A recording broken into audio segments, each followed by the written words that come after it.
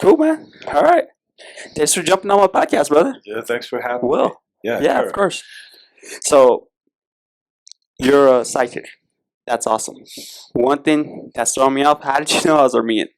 We were talking about intuition. Yeah. So, how I don't know. There's this sort of voice that just kicks in, and I trust it to just say things in the middle of conversations with people, and so if you're asking me like the how, I think that working on just quieting your internal chatter a lot allows a more useful voice to come out more. So, earlier we were talking about the yoga thing, and that's, to me, that's key in releasing that internal chatter. But as far as like why is that voice right? That I don't know. It's one of those things that comes up.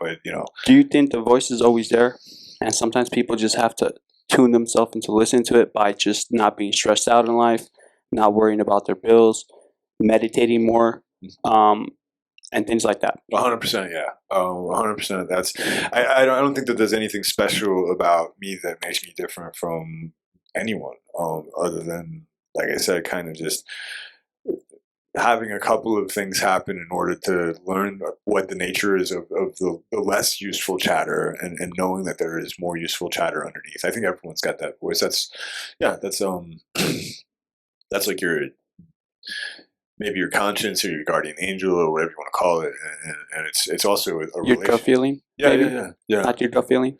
Definitely, yeah. Some people, yeah. I think for some people it's a voice, and for some people it's like a spider sense tingle or something like that. And everyone will have some kind of inner guide, and that's like for the spiritual path. It's kind of it's one of the promises that's baked right into it. Yeah. For our viewers, people that want to just be able to improve their intuition and things of that sort, do you think the number one thing they could do is just meditate more and do yoga? Yeah. And also meditating can be a lot of different things. So for some people, if you've got a lot of like early childhood trauma, you might have like muscle problems. You might have some actual physical tension to where, like, if you sit, we're sitting all very chill in we're chilling. Our Wittershin style. But sometimes if you're traumatized, maybe you can't sit like this for more than a few minutes without wanting to lean over or protect yourself. Your body is locked up, and so for someone, meditating might not be accessible right away. And then things like Tai Chi or yoga, or even just like going for a walk, where you can drown out stuff, that can be meditation. And then ultimately you're going to want to guide yourself into a more inward focused form of meditation. So let's say you go for long walks long enough until you can get to a point where you can sit still for 20 minutes without your fight or flight mode kicking in. Mm-hmm. Meditation becomes useful. If you've got that fight or flight thing going, though, then meditating might be more problematic than it is for just anyone. Does that make sense? Yeah, it makes perfect sense. For me, I'm very hyperactive. Mm-hmm. Yeah. And at first, I knew meditation was the way because I read all these like prophets or billionaires or just people that are calm and happy in life. They're like, meditate every day. Mm-hmm. So I was like, okay, if they're doing it, then I should do it. Yeah. It's not like something I need to go out and find. They already told me to do it. Right. So I started with 5 minutes. I started getting very fidgety. I couldn't do it. Yeah. And then I worked myself up to 10 minutes. And then I did 20, 30, an hour. Now I could comfortably meditate for about 2 hours sitting down. Wow. Yeah. And it doesn't bother me. We went from 5 minutes to 2 hours. So is it kind of like a muscle that we were talking about earlier? It's like going to the gym and exercising? Definitely. But that can work both ways. So going back to the idea of muscle, let's say you've got a body that can't do barbell squats or something like that. Let's do this. All right. Is that better? Way better. Yeah. So let's say your back is jacked up, and if you put a barbell on your back and try to do a squat or a deadlift or something like that, you're gonna hurt your neck. Well, then going to the gym isn't a great idea. And so, what do you do to get in shape to go to the gym? And to bring this back to the meditation thing. Yes, you were able to sit still for 5 minutes and then 10 minutes and then 20 minutes and things like that. If somebody's listening right now, and they do 5 minutes and 10 minutes, and then all of a sudden their fight or flight kicks in, and they realize that they can't do more than that. Don't. I mean, go for a walk. Yeah. Feed some. One of my things when I'm talking to people, one of my favorite things to do to ground and center myself, and I believe this is a form of meditation, is feeding ducks. Feeding ducks? Yep. Get a bag of corn, go to the park, feed some ducks. That works. Liberty Park, huh? Yeah. Just go out there. Yeah. Also, special thanks to Sacred Energy for letting us borrow this place to use it. You guys should definitely drop by. Willie's here once a week. I'm here once a week, and anytime that somebody needs to set an appointment. So set an appointment. Okay. Yeah, definitely help them. And you also do yoga, right?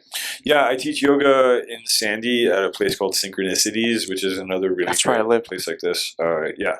So I teach yoga there twice a week, and there's actually other yoga classes going on there all week long. So I've never done yoga. Really? Never. What is the purpose of yoga, and how can it benefit people that come to your class? Okay, well, again, going back to that question of meditation, for my own practice, it's probably more yoga-centric than anything else, because I came into this spiritual world, through things like yoga and martial arts in general, because again, going back to the idea of trauma, I couldn't sit for more than a few minutes again without some really dark stuff kind of just coming up. So yoga is a means to tap into your greater state. It refines your prana. It also, if you do have some physical trauma issues from early childhood, or you were in an accident or something like that, you can reconnect with your body and learn through movement and stretching how to relax certain things that just stay tense all the time. Okay, makes sense. Is it like meditation is more like for your mind, and yoga is like mind and body exercise? Definitely, and I think it's important to delineate what we're talking about. Yoga, there is a yoga of the mind in which you're just sitting with your thoughts, and that's a combination of two forms of yoga. One is Raja Yoga, sometimes referred to as Ashtanga Yoga, which is not to be confused with Ashtanga Vinyasa Yoga. But there's also something else called Jnana Yoga, which is it's actually spelled J'Nana. So Jnana Yoga would be the yoga of sitting with your thoughts and learning how to, again, quiet the mind. So, but the physical yoga is Hatha Yoga, and that's the yoga of moving the body around and moving from one asana to another. It's a different word for posture. Is that what you do? Yeah. I teach Hatha Yoga, and my lineage is through the Ashtanga system, which is it's from it's from India. I mean, all yoga comes from. That makes sense. I believe that. No, it's from a guy named Sri Patabi Joyce. He learned it from Sri Ramakrishna, and Sri Ramakrishna learned it from some Scandinavian exercise manuals, according to some people. So yoga is, again, it's this sort of nebulous way to approach meditation through a lot of different ways. It actually means yoke, like the word yoga just means yoke. It's a means of harnessing one thing to another. Harnessing one thing to another. Yeah. Energy. Yeah, energy. And have you heard of people reaching like trance states, like we're talking about earlier, just doing yoga, like what do they call it?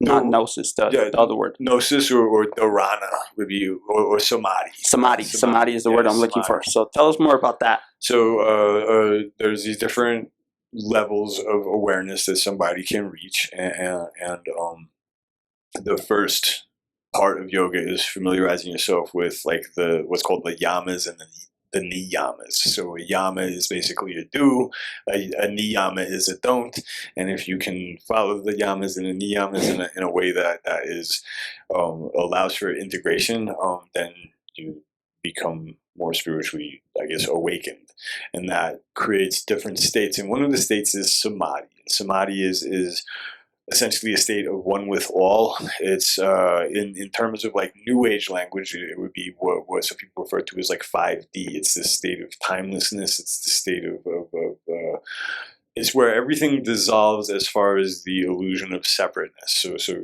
you're you and I'm me. Mhm. You're over there, I'm over here. But in terms of Not quantum pure physics. energy, we're all just basically part of the same exploding stew of particles that's being propelled through space at 165,000 miles an hour. Woo! So, yeah, Yeah. it's a wild ride. Yeah, that's definitely a route. Right. Okay. Let's touch up on. I mean, because my podcast is called Magic or Science. Right. Definitely magic. Okay. We were talking about magic earlier, and Yeah. it has to do with energy, Yes. and it also has to do with feelings, emotions, and how to channel certain things. Yeah. What would be like a really big misconception about magic? I guess in the mainstream, or people that just don't know Oh man. that magic's bad. Yeah, I guess that would be one. I would say that it's evil or something to or that it doesn't work. So like I grew up Catholic, and the Catholic Church says magic is something that you don't mess with. They don't say that it's not real. They say don't mess Don't with mess with it. And again, part of the reason that it's considered bad or evil, I would say, is that it would pull you away from a relationship with God or with your higher self, whatever you want to call it. Yeah. And obviously that's not true. I mean, developing an awareness of the spirit world actually brings you closer to spiritual forces. What do you mean the spirit world? Because I hear people talking about that all the time. Okay. I don't really know about that, honestly, like really at all. I like to hide behind the idea that spirit, breath, prana, pneuma, chi, these are all ways of expressing an invisible force that can influence the world. Okay. So your breath essentially is a part of the spirit world.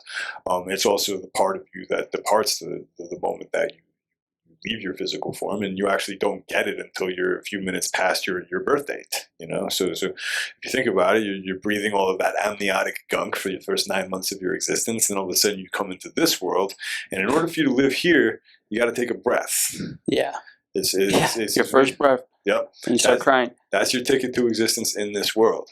So this world is part of the meat and metal, the physical nature of everything, but it's also your breath and your thoughts and all of the things that you can't really see, smell, hear, taste, or touch, but it's all very real, right? But you can if you concentrate, yes, or meditate. Yes. So it's possible. It's not possible. It's the only outcome actually of if you meditate and you study this stuff long enough, you tap into it.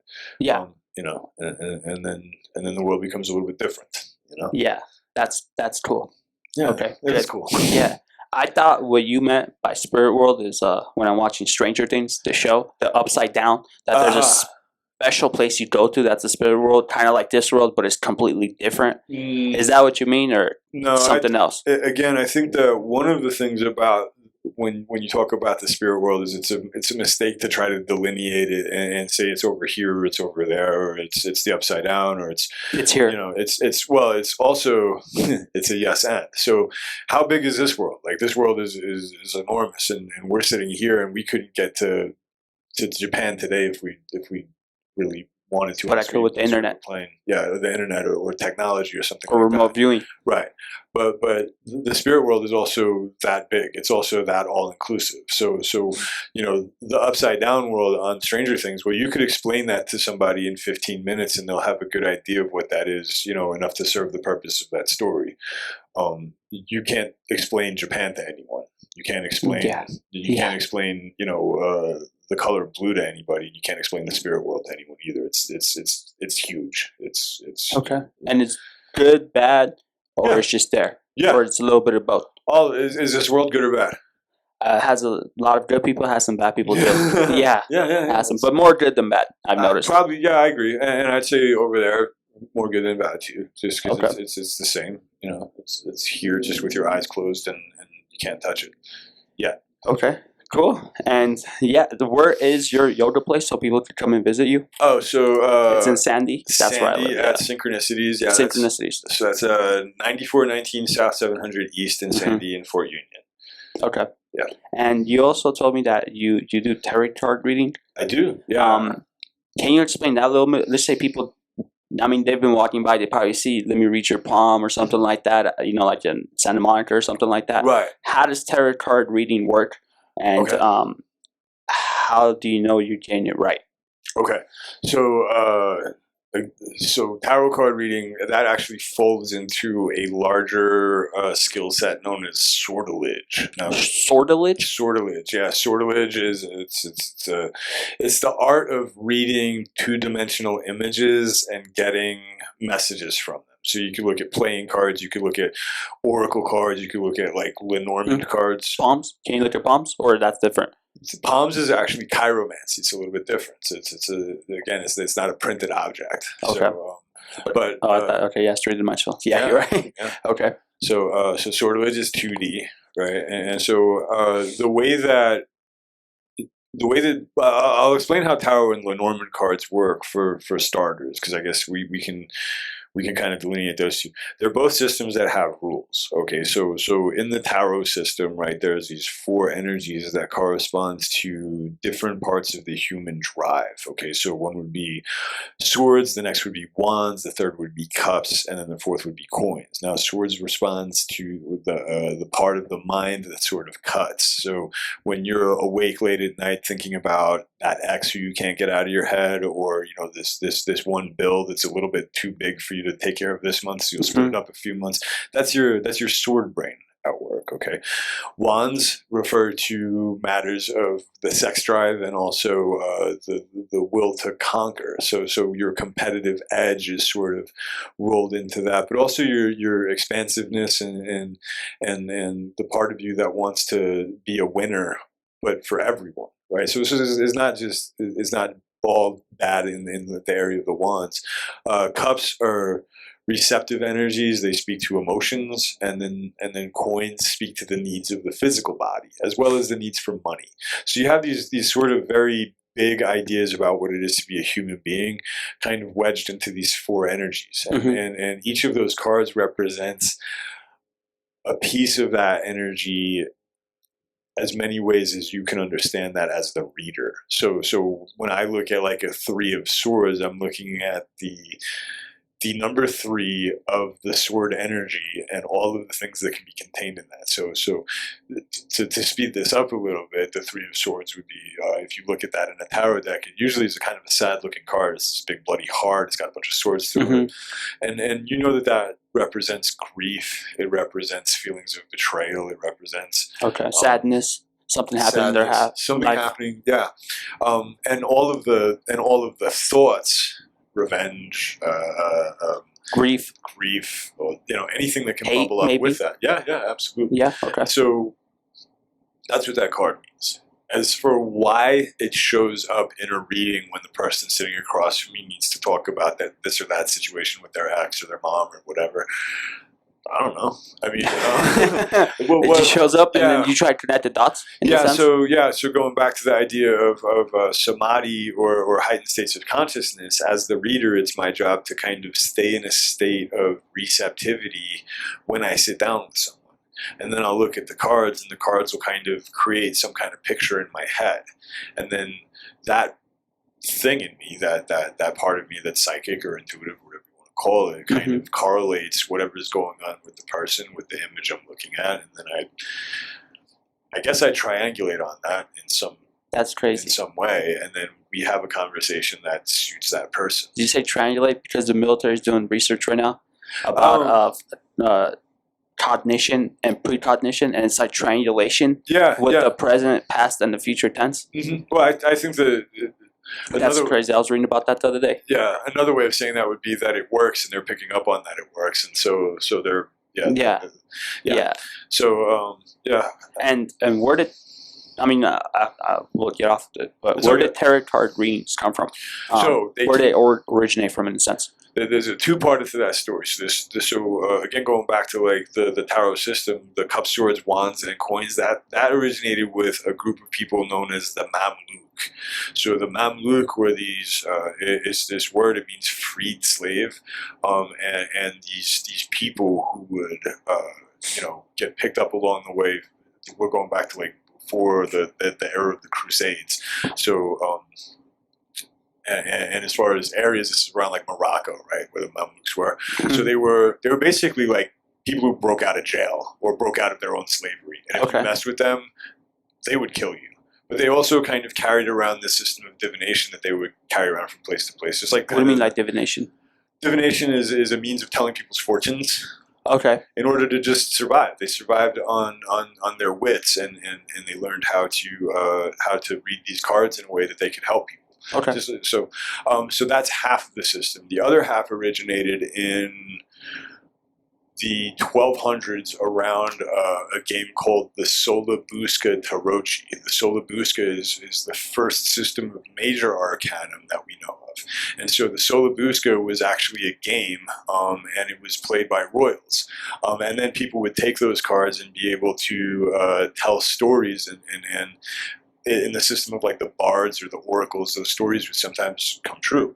And so somebody in the 1400s decided to merge those two together, and arguably it was a guy named B.P. Grimaud who gifted the first tarot deck, which is the Tarot de Marseille in 1491. Italian?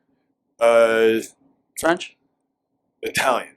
Okay. Italian. Yeah. Okay. So not the French Marseille, the Italian Marseille family. So Marseille in France is Marseilles, and then the Italian one is the same one without the S at the end.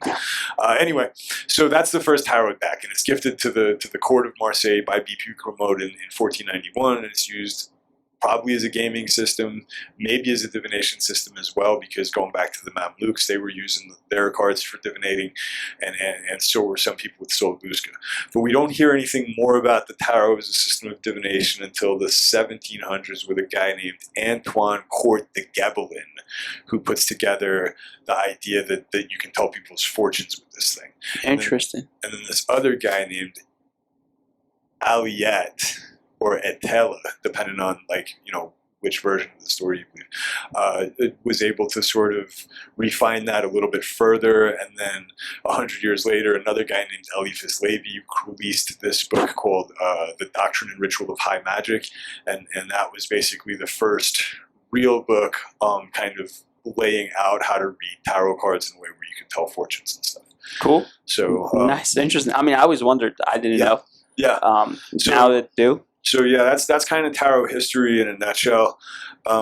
As far as the Lenormand deck, it's another very effective way of using playing cards to tell people's fortunes. That was actually named after a woman named Marie Lenormand, who was she was Napoleon's wife's.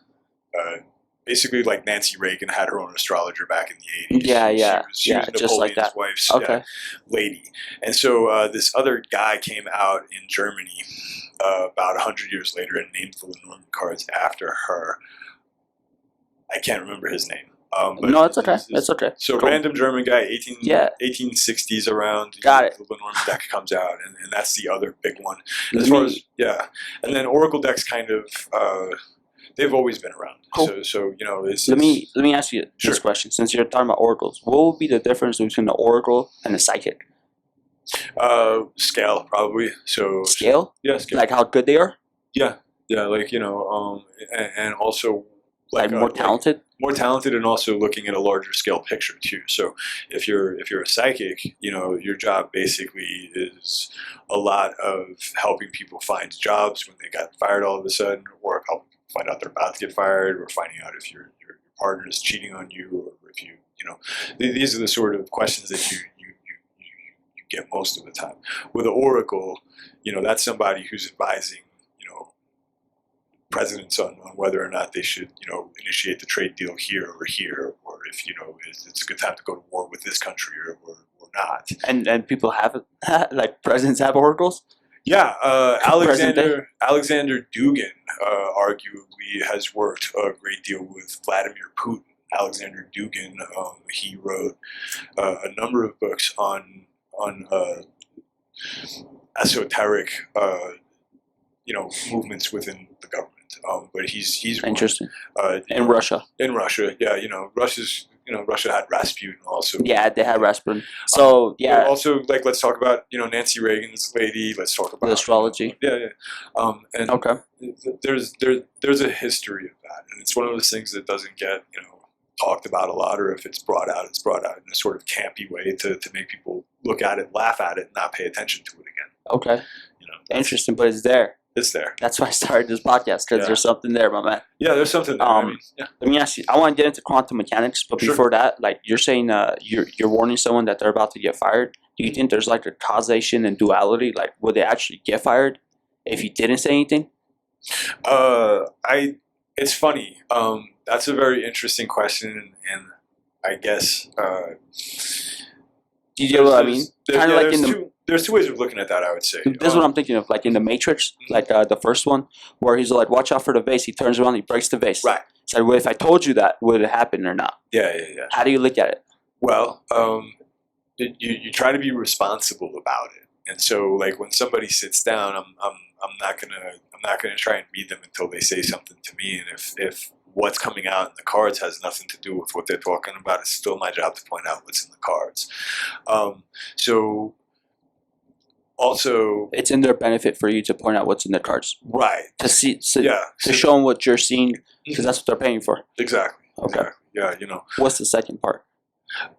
The second part would be those people did not exist in a vacuum before they met me, right? So let's say you're at a job and it's not going all that great for you. There's probably a lot that's going on there that made it not that great for you, made it not that great for you to be there for everyone else. And so that's the question. Isn't really so much about whether or not you're going to get fired from that job or not. It's that you're not supposed to be there because you've either got a bad attitude about it or it's a bad fit for you. Mm-hmm. And so to sit down with somebody and have them point that out to you, then you're making a better choice by either walking away from that job or getting your head straight about it, and it's better to have that information in front of you, I believe. Okay, that makes sense. You're bringing it into their awareness. Yeah. And once they're aware of it, they can make their own decisions. Yeah, and most people make good choices once you tell somebody, hey, that stove is hot, don't touch it. Most people don't touch the stove. I would let the little kids touch the stove once, just so they know, and they would never do it again. Well, you know what I mean? But that's little kids. Like, you know how they're like always trying to test things? You have a kid, so I have a few kids. But but do you see what I mean? Yeah, but I told them not to touch the stove. I mean, but they keep wanting to testing. You know how little kids try to test it? Like, touch the stove. Let's see what happens. Okay, so now we're talking about jobs and power and things like that. Mm-hmm. And we're talking about earlier about psychics. And I told you, what if like people don't like the fact that there's something higher that controls their destiny and they have no power over their destiny? And you told me about their jobs and things like that. Yeah. Can you elaborate on that a little more? Well, I don't think that most people have control over their destiny. I think most people make choices and then lean into those choices because they allow themselves to get pressured into those choices because their parents made choices for them. And so we're all kind of living in this state of karmic obligation to a lot of stuff that we can't even really put our finger on. How many people do you know that are in a relationship that they just shouldn't be, but they're just hanging in there because they're 100%. Very, very, very close people to me. Right. They are. And so how many other relationships are people in just because they've made compromises, because they're afraid? Well, actually, one of my best friends. Right. He got married at a very young age. Sure. But again, I'm talking about all of the relationships we have, the relationships we have with coworkers, the relationships we have with our neighbors, the relationships we have with our boss, with the church that we go to, anything like that. You come up with all of these ways of kind of peaceably getting along with people, and you have no control of your life until you decide to take control of your life, which, again, most people don't do. And a lot of times when you sit down with somebody, and they think that they have utter control, and you ask, well, do you like your job? No. do you like your living situation? No. Okay, well, then you're out of control. Then you're not in control of what you want, because if you wanted the things that you have, great, but you don't. So where's your control? How's your destiny going? Right? Not the way you want it to go, exactly. Yeah. So Okay, got it. And how would people get more control? Me personally, I like to meditate and just be more grateful for the things I have. Like just the fact that I woke up today and I'm able to walk and hear you speak makes me grateful. But I mean, yeah, of course. No, just the fact that I can hear, the fact. I mean, because I deal with elderly people, and a lot of times they can't hear, or they can't walk. They take a lot of medicine, and just me being thankful. But that's just one way to gain more control over my life, and also meditating, and just doing things that I deep down inside personally enjoy, and not things that are gonna make other people respect me. Yeah, and so we're jumping all over the place, but let's talk about like Gurdjieff now. Oh, Gurdjieff. That's how we got into the Armenian thing. Because I was like, Gurdjieff? Yeah. Gurdjieff. Thank you. Yes, Gurdjieff. That's what threw me off. I'm like, who's that? I'm like, are you talking about Gurdjieff? Like, how do you know this guy? Yeah. So he's like an Armenian, you could say a philosopher, a very wise man. He's also a musician. Yes. Amazing pianist. He's traveled the whole world. Speaks 9 languages. Yeah.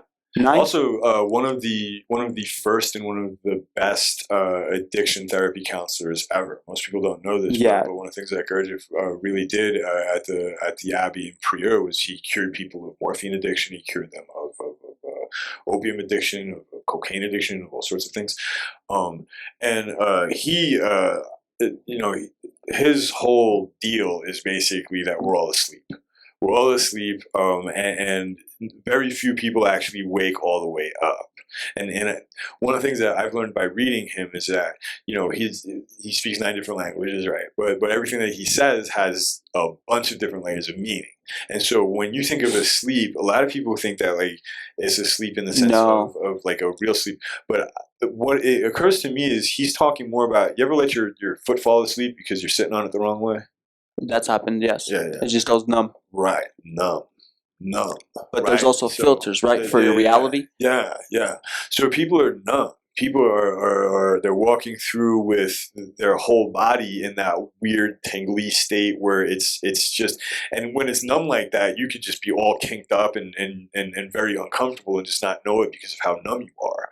And again, the more numb you are, the more uncomfortable you are. The more uncomfortable you are, the more emotionally reactive you are. The more emotionally reactive you are, the less real choice you have of whatever that thing of destiny that you call. But the more apt you are to yell at everyone that you are 100% in control of your destiny because you know what's going on. And that's your ego. Leave you alone. Yeah. That's your ego. Yeah. So people will say, I'm in control of my life, and everyone else goes, great, cool. We'll just leave him be in control of his life. I'm going to go over here. and that person is unhappy until they turn 70 and then they die. And then maybe you start over again. I mean, yeah. One thing is I've learned to, I guess, like face those fears or those pains and find out what the underlying problem is and face it. I mean, there's some uncomfortableness there and there's some fear. Yeah. But I've noticed once you face it and you just sit there, whether through meditation or you just want to sit there in the dark and look at yourself and where your life is, you just gain more power because those things just start to just dwindle away, and you realize how stupid it is and like how who cares.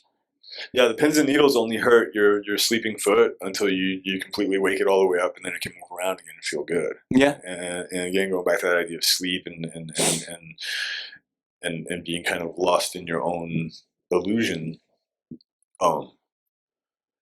You wake up if you do the meditating or if you do the yoga or if you work on your path. You do both. Yeah, you do both. Come to your class and go home and meditate. Sure. Yeah. But again, that helps you at the very least wake up to the fact of how stuck you are, and then maybe you can kind of do something about it. Got it. Okay. So one thing I really enjoy is quantum mechanics. Quantum physics. Sure. And there's this new thing called quantum consciousness, where you're observing it consciously, and the particles shift and change. Right. And for me, and scientists or just people in general that don't believe in magic, I'm not talking about like witches riding brooms, but I'm talking about like real magic, where you could change destiny, and things like that. I think quantum mechanics is like the way in, because we still don't understand it, but we kind of do. Yeah. But we know it's there, but we can't control it. What are your thoughts on that? Right. Well, so quantum mechanics, I believe it's when the two things to kind of take away from quantum mechanics, in bite-sized pieces, would be the double slit experiment and the idea of Bell's theorem.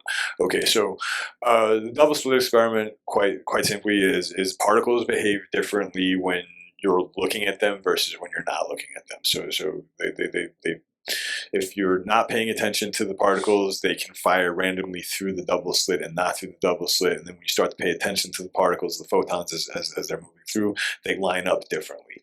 And as far as Bell's theorem goes, that's talking about the impact of spin on particles when they move apart from each other. So both of these illustrate that something other than mechanical touch, right? So to physically interact with something, to put a hand on it or to shoot another particle at it is how you alter that particle.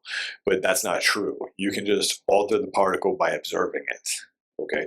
So what that means is there are non-mechanical means of influencing matter. With your consciousness. Right, with your consciousness, with your awareness, with your That changes the game, though. Exactly. So now with your thoughts, you can alter the way that things move. There's no two ways to say that. With your thoughts, you can change the way things move. But that's magic. Right. But it's not magic because science is bringing it out there. Quantum mechanics. Right. Yeah, they're calling quantum mechanics. You can call it whatever you want. Call it, the new McDonald's Happy Meal. It doesn't change the fact that it is your brain moving stuff around. That's crazy. So awesome. Yeah. But if you could do it on a subatomic particle, right. What says you can't do it on that shoe? Right. Or this laptop? And that's where you get into, like, if you read like the Tao Te Ching or some of those, that they were talking about that thousands of years ago. Even I believe Jesus said, believe in the Lord and we can move the mountain, right? So this is nothing new. It's nothing new. One thing I like, since you're bringing religion, Albert Einstein said it once. He's like, God does not play dice with the universe. Yeah, but then Niels Bohr told him stop telling God what to do. That was in a you didn't know that? No. That was part of a conversation. Everybody remembers what Einstein said. It's so funny. Well, because it's Einstein. Well, yeah, because Einstein. But Niels Bohr actually arguably did more for what we're talking about now than Einstein did. And Niels Bohr said, stop telling God what to do. Like we're talking about, like we seem to think that we have it all figured out. No, we don't have anything figured out. We're silly.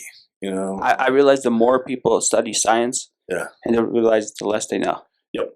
They don't understand why the particles move when you think about it. Well, it's your energy. I think it's your energy and the fact that you're doing it. Right. Without consciously being aware that you're doing it. Right. I mean, that's a valid. It's as good an idea as any, and really for our purposes, we don't have to worry about it too much. We can say, okay, well, we know that our thoughts can influence matter, so what do we do to optimize our thoughts so that we can optimize our material existence for the rest of our lives? Well, here's the thing: if you could move matter, let's just say someone has cancer, and they start to think about that cancer going away. They start think hard. They come to your yoga class. They meditate for an hour or two a day. Sure. After a while, they're gonna punch through that wall.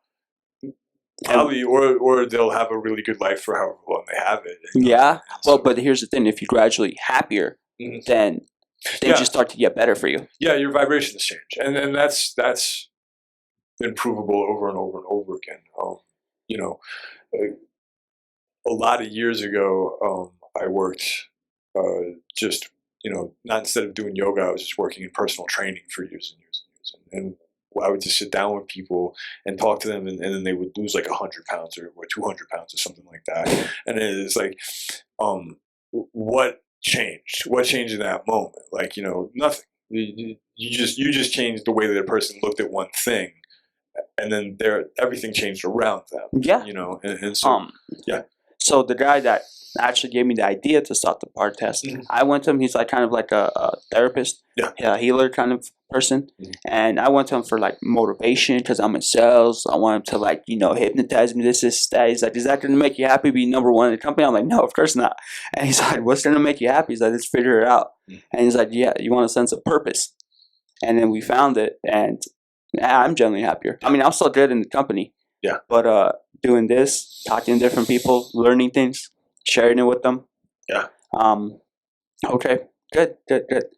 All right. So on the last note, gnosis. So it's not gnosis, ladies and gentlemen. It's not GNOSIS. It's the G is silent, as I've learned today. The G is silent. So tell us more about gnosis, aka gnosis. So gnosis is an altered state of consciousness that can prime you for things like manifestation, magic, witchcraft, whatever you want to call it.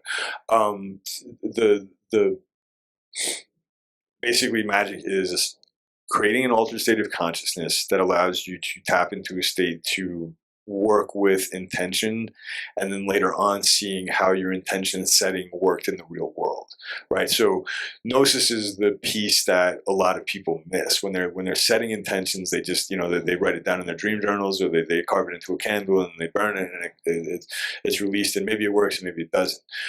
Gnosis, there's two different ways to traditionally enter gnosis. There's inhibitory gnosis, and then there's excitatory gnosis. Okay, so inhibitory gnosis is the gnosis that you move into through removing layers of anxiety or low level awareness. Is that meditation? Meditating, yeah. Or yoga? Can you do it through yoga too? Well, yoga would be more of an excitator.